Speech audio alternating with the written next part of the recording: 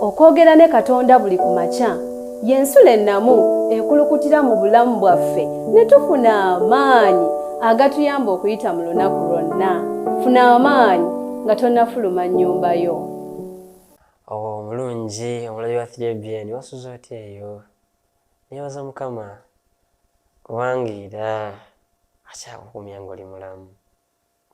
Nagambye nno ensonga etukumisa nga tuli balamu, Mukama ayinza okweyagala kutuma obuulire omulala, mukwano gwo, muganda wo gw'okola naye oba neighbor wo, omubuulire ku bubaka obwo bw'atamanyi naye asobole okuba ng'ategeera Katonda ate amukkirize ateeketeekemu akabaka bwe. Ate era ayinza okuba ng'akuleseewo gwe kennyini weeteeketeeke. So ensonga ekulesezaawo si ndala, Mukama ayagala weeteeketeeke olw'obwakabaka bwe ogenda okujja. Wiiki eno ng'oyawukanyeko ku wiiki ewedde, wiiki ewedde twayita mu kutya, twatandikira mu kutya ne tuwulira okutya ne tulaba byonna. Ate wiiki eno yo tugitandise twogera ku ssanyu, ssanyu wano, ssanyu wali. Ate olwaleero ekyokuyiga kyaffe kigamba tewaabengayo nate ennaku newankubadde okukaaba newankubadde okulumwa. Mutwe muwanvuko naye Mukama aguleese ayagala tuyige. Maaso go nze muyinza Edison Kiza Shema, omuweereza wa Mukama okuviira ddala e Kabulengwa Sabbath School, English Sabbath School eri wansi wa Kampala Central Church. Weewaawo buli kanaaku tujja n'ekyokuyiga ekinyuvu. Wamali bwe yagamba kifufu. Mukama aleese ekyokuyiga kino ate kyo kyanjawuloko ku byonna bye tulabye mu wiiki kyanga yatandika. Nga tunabagenda mu maaso nkusaba ate onneeyungeko mu kutendereza oluyimba lwaffe luli lwennyini 182 mu nsi y'abanunule. Weewaawo Mukama akuwa omukisa ng'otendereza ate era tukomewo tuyige ekyokuyiga kyaffe.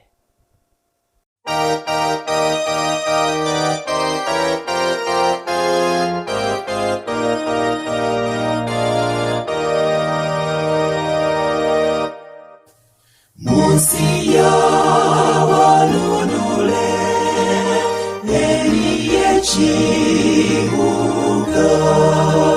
Mukama kye yazimba eyo teri kiro.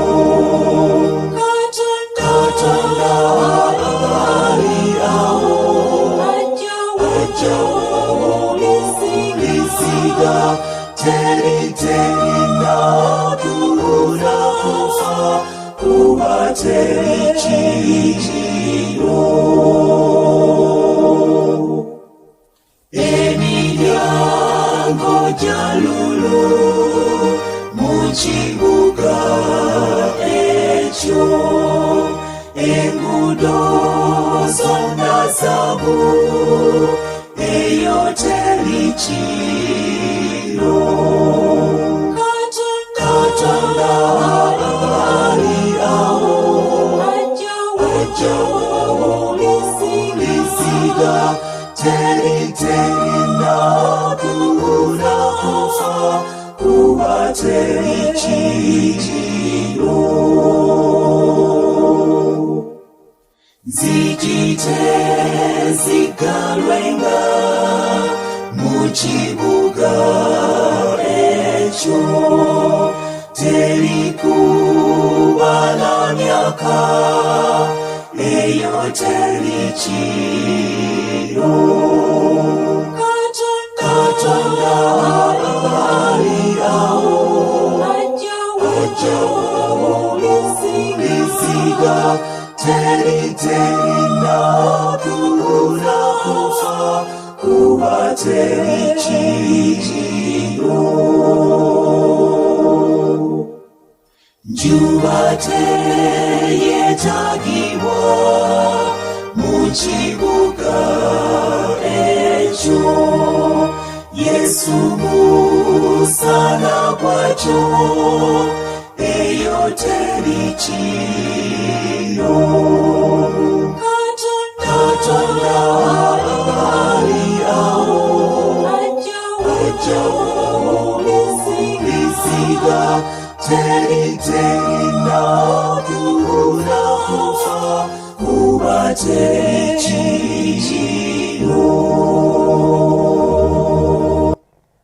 Weewaawo muganda wange nawe mwanyinaze akyali ku 3BN TV webale kubanga otenderezaamu naffe mu kayimba akakaguddewo ekyokuyiga kyaffe mu nsi y'abanole. Mukama alisangula amaziga, Katonda ajjawo buli ziga, teri nnaku nakufa kubanga teri kiro.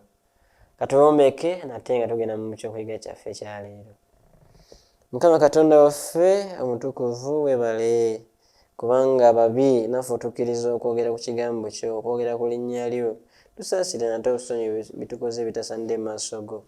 Otulungamye ate mu kikuyiga kino tukugulumize, tukuweesa ekitiibwa nga tukola ebyo by'otuyigiriza byonna mu nnyina ya Mukama waffe Yesu Kristo. Amiina. Weewaawo ekyokuyiga kyaffe nkujjukiza tewaabengayo nate nnaku newankubadde okukaaba newankubadde okulumwa. Ekitabo ekya kubikulirwa essula 21 mu lunyiriri olwokuna Bayibuli egamba naye alisangula buli ziga mu maaso gaabwe era okufa tekulibaayo nate, so tewaabengawo nate nnaku newankubadde okukaaba newankubadde okulumwa eby'olubereberye nga biweddewo. Naye alisangula buli, underline the word buli alisangula buli ziga mu maaso gaabwe, alisangula buli nnaku mu maaso gaabwe, alisangula buli kukaaba mu maaso gaabwe, alisangula buli kunyigirizibwa mu maaso gaabwe, alisangula buli kufa, alisangula buli kimu ekibi. Muganda ne mwanyinaze wandyagadde akaseera ako, nze akaseera ako nkeesunze, nkeesungidde ddala olunaku Mukama lwalisangula buli kimu ekibi mu maaso gaffe. Kukaaba, kunakuwala, kulaba nnaku, kusoomoozebwa, kunyigirizibwa, kiki byonna Mukama agambye agenda kubisangula. Weewaawo mu kubikulirwa mulabikiramu obunabbi obukwata ku kiseera eky'enkomerero n'ensi empya nga bulaga ebintu eby'enjawulo ebigeraageranyizibwa n'ebiriwo ng'agamba nti tewalibeerawo kiseera nate. Essula 10 olunyiriri olw'omukaaga ng'agamba Babilooni ekibuga ekinene tekirirabika nate. 18 olunyiriri olw'21 n'agamba n'emiryango gyakyo tegiggalwenga n'akatono emisana n'ekiro kubanga eyo tewaabengayo kiro. Essula 21 olunyiriri lwa 25 so teribeerayo nate kikolimo. Essula 22 olunyiriri olwokusatu kiraga bulungi nti ebyo byonna ebivaako entiisa y'okutya n'okubonaabona birikoma era biribulirawo ddala Katonda bw'alifuga n'alambika ensi eno okugituusa ku nkomerero yaayo. Weewaawo ebyo byonna biribulirawo ddala, okukaaba, okulumwa, okukolimirwa, ekikolimo ekibi biribulirawo ddala. Mukama agambye, Mukama akoze, akyogedde so talekikola. Buli kyayogera bw'ati wakola. Mukama agambye ebyo byonna bigenda kugibwawo kubanga byonna byaleetebwa kibi, entiisa n'ekikolimo n'okubonaabona n'okunyigirizibwa n'okulumwa n'okukaaba n'amaziga, byonna ebyaleetebwa ekibi bigenda kusaanyizibwawo. Weewaawo nga tuyise mu nsi eno, olwo omuyimbi omu yagamba, omuyimbi w'ennyimba za Kristo, nti kikolimo kyo tekiriddayo kukola ki? Kuzisa nsi. Amaggwa ebyo byonna tebigenda kuddamu. Nga kigenda kuba kiseera kya ssanyu. Nagambye wiiki eno tutambulidde mu ssanyu jjereere. Mukama twagamba nti essanyu kirabo kya Mwoyo Mutukuvu. Mukama kyakuwa emirembe. Tugambye leero nti tewagenda kubeerayo kukaaba, tewagenda kubeerayo nnaku, tewagenda kubeerayo kulumwa, amaziga, byonna by'omanyi bye tuyitamu mu nsi eno eby'okunyigirizibwa. Tugambye nti mu nsi eno tuyita mu nnaku. Yesu kyava atugumye n'agamba nti mu nsi mulimu ennaku, naye mugumye kubanga nze mpangudde ensi. Bye tuyitamu abimanyi kubanga yabiyitamu, kubanga ye muganda waffe asinga obukulu. Oyise mu kukaaba, oyise mu kunyigirizibwa, ofiirwako muganda wo, ofiirwako kitaawo, ofiirwako mukwano gwo, ofiirwako omuntu gw'osinga okwagala ennyo, omwami, omukyala, ofiirwako omwana, ofiirwako omuntu wo ku lusegere gw'ondabye n'ogamba nti ono yambeererawo. Okunyolwa, okulumwa, okukaaba, amaziga, okulaba ennaku, ebyo byonna buli omu mu levo gy'ali mwalabire ennaku. Abaana b'essomero owulira ennaku nga bakukuba, owulira ennaku ng'ogudde ebibuuzo, owulira ennaku ng'olemeddwe ofuna school fees okusoma. Waliwo ababeera ku street awulira ennaku nga tafunye kyakulya, waliwo amaka ng'ekyokulya mubaza kibaze, omuli ekyemisana ekyeggo temukisuubire, muli ekyenkya temugenda kulya kyamisana ng'emmere yakubaza. Waliwo osanga nga balya half a meal, tetwandigise half a meal kubanga eba meal, naye nga emmere gyalya temumala for a meal, naye nga gyagenda okusibirirako olunaku olulamba. Ensi eno ejjudde okunyigirizibwa okwa buli kala, okwa buli ngeri. Muganda wo ne mwannyinaze, kiki ekikunyiga ekyo? Agambye tekigenda kubeerawo nate. Ekikolimo tekigenda kubeerawo. Ebyo byonna tebiribaawo nate. Amaziga, ekiro, ennaku, okulaba, byonna. Agambye okutya kwatandikira mu Adeni nga twalabye mu wiiki ewedde ffenna ababadde bagoberera. Ate alabye nga yagenda ku Avento Productions, teekamu ensulo ey'enkya. Ogenda kulaba ebyokuyiga bye tuyize wiiki ewedde. Okutya kwatandikira mu Adeni ne kujja nga kuwerekera omuntu okuva olwo. Okutya okwo tekulibaawo nate kubanga obunaku tebuliyimuka mulundi gwa kubiri. Wagamba nnaku mu Olunyiriri essula esooka Olunyiriri olw'omwenda. Sin shall not rise up the second time. Nedda. God is going to make an utter end of sin and suffering.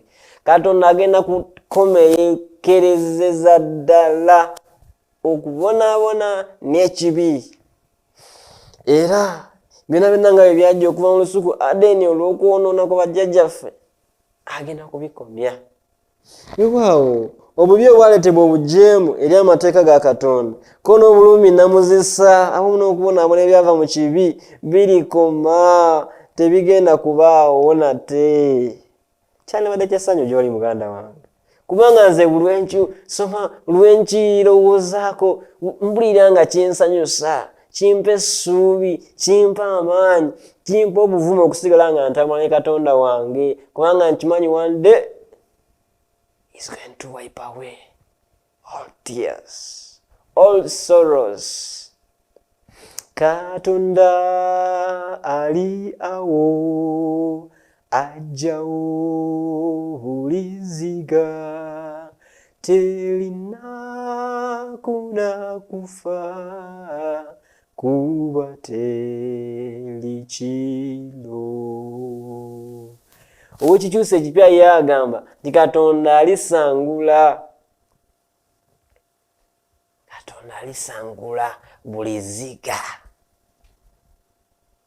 Katonda agenda sangula maziga gaffe gonna. Agambye nti ekibiina muzisa ekyajja olw'okumenya amateeka ga Katonda n'okubonaabona kwonna okwajjirako bigenda kukoma okubaawo.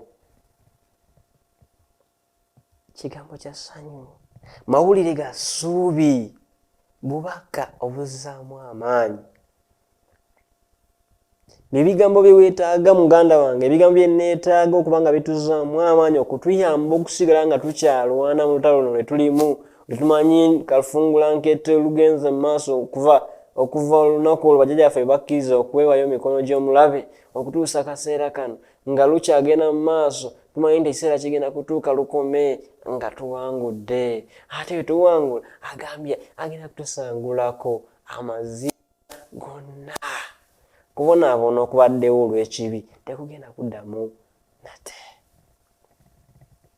Weewaawo ennyiriri endala ezoogera biribeerawo oluvannyuma okuva mu Isaaya zikkaatiriza essanyu era n'okusanyuka okulibeerawo emirembe gyonna mu ggulu erijja n'ensi empya ebiriddawo. Awatali kutya okunakuwala, ababadde okutya okunakuwala, abadde okukaaba kaakano ebiriwo mu nsi agambye tebigenda kubeerayo.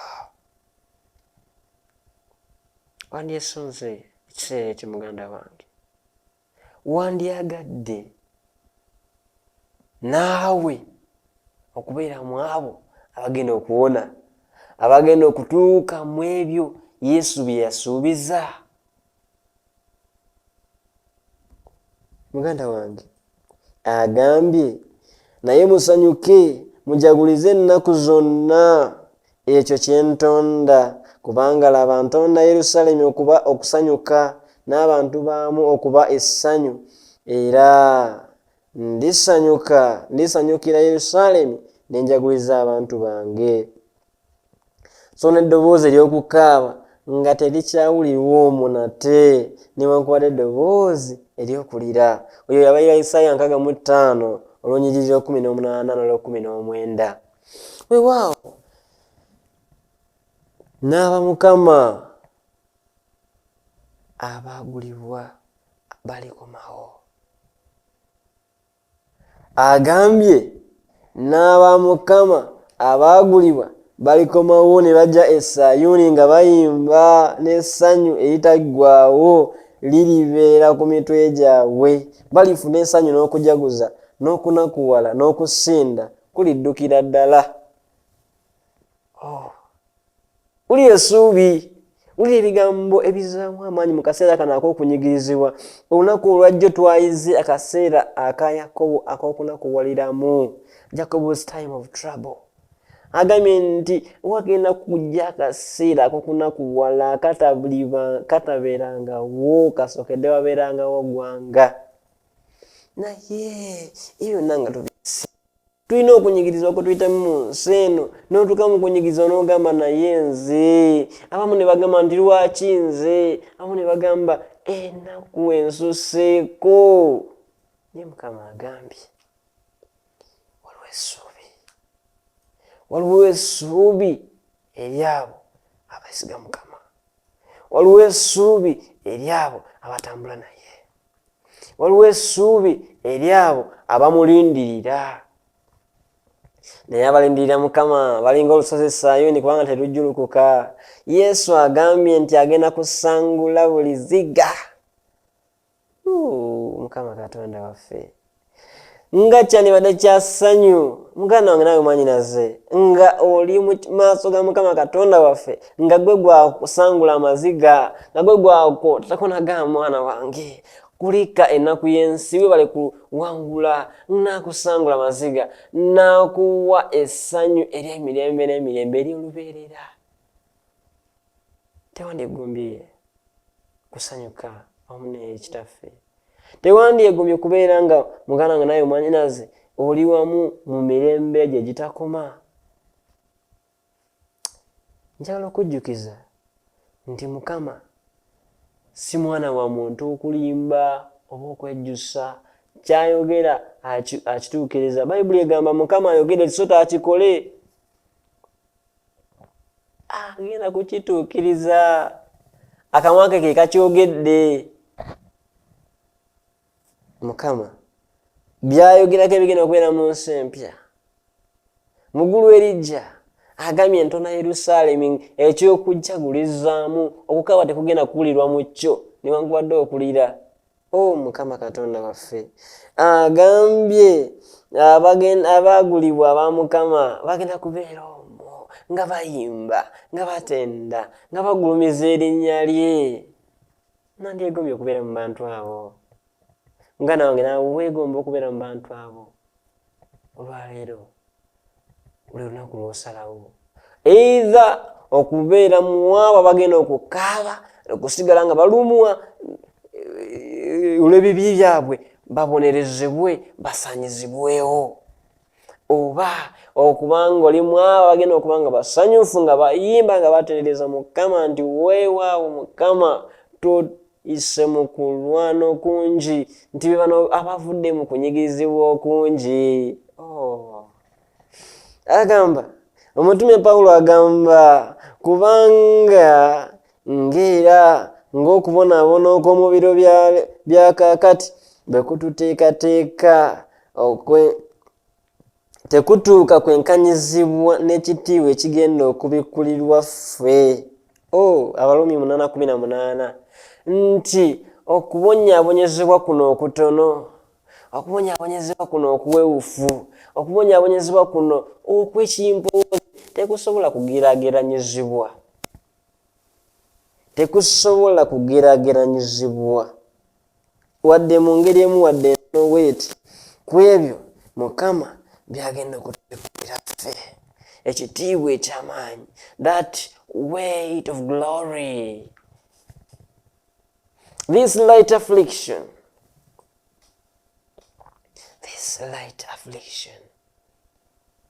cannot be compared to that weight of glory that awaits us.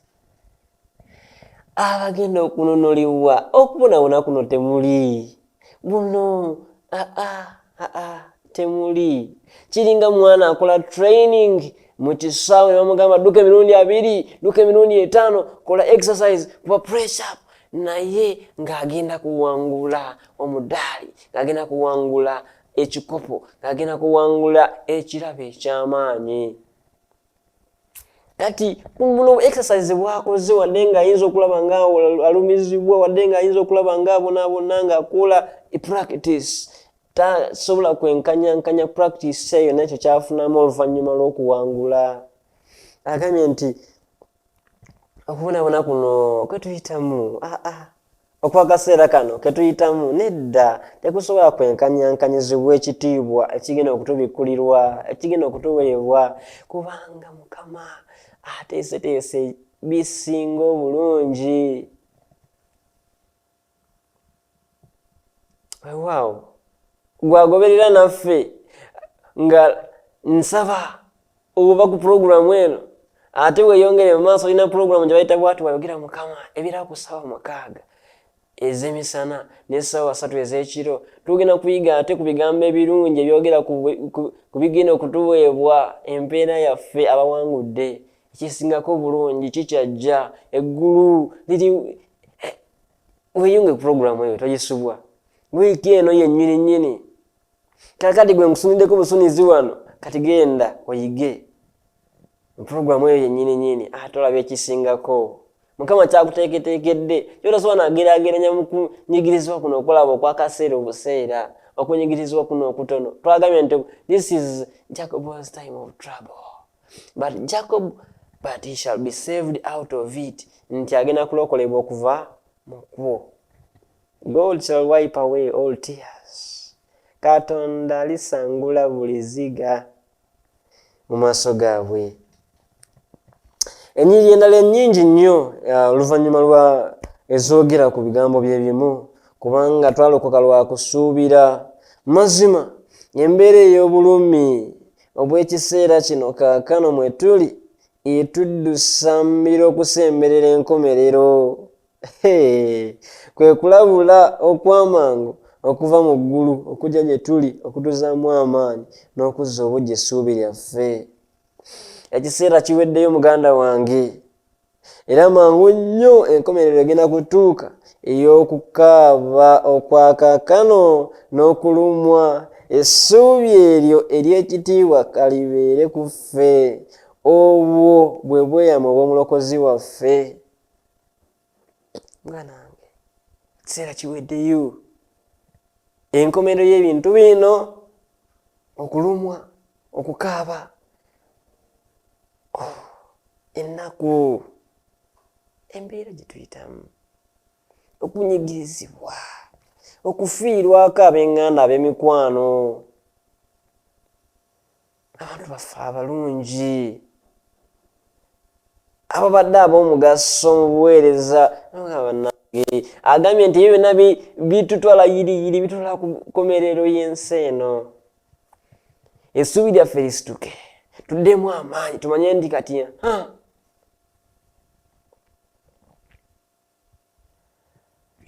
mu kaseera akasembayo olina okusitulira amaanyi, tulina okuteekeramu amaanyi agasinga amaanyi gonna.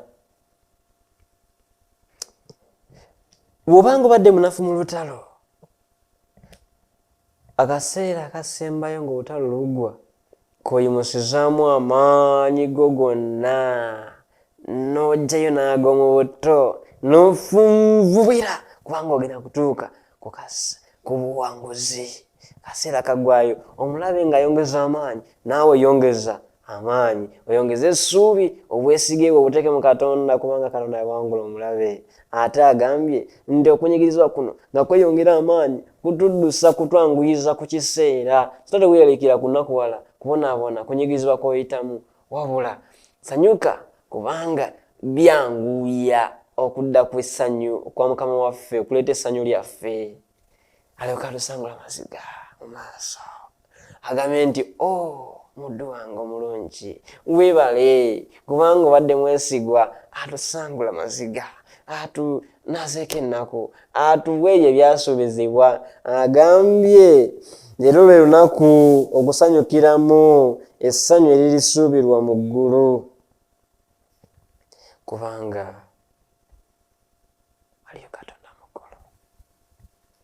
Olwaleero muganda wange naawe mwannyinaze, nze naawe olunaku lwe tulina okusanyukiramu olw'ebyo byetusuubira kutuukako, wadde ng'okunyigirizibwa tosobola kwewala kubanga tuli mu nsi ya kibi, kubanga mu kibi temuvaamu kirungi. Ensi ey'ekibi erimu ekibi. Mukama agambye okunyigirizibwa okwo kututeekateeka kwanguyaako okudda kwe. Mukama akuwa omukisa. Katuwembeke tusabe. Mukama Katonda waffe weebale kubanga nga tuyita mu kusoomozebwa tukimanyi, kubanga otugambye olwaleero nti ebyanguyaako essuubi lyaffe okutuuka.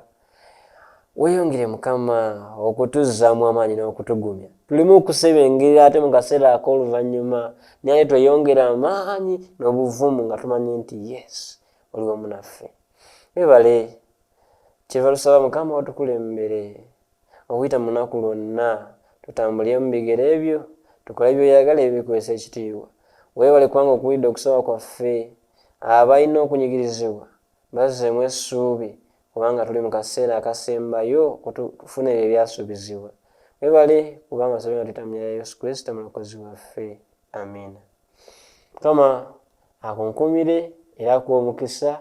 Tovaako, puroguramu endala zikyajja ate era zigenda okuganyula okuteekateeka olw'obubaka bwa Katonda obugenda okujja. Mukama akunkumire. Okwogera ne Katonda buli ku makya y'ensula ennamu ekulukutira mu bulamu bwaffe ne tufuna amaanyi agatuyamba okuyita mu lunaku lwonna. Funa amaanyi nga tonnafuluma nnyumba yo.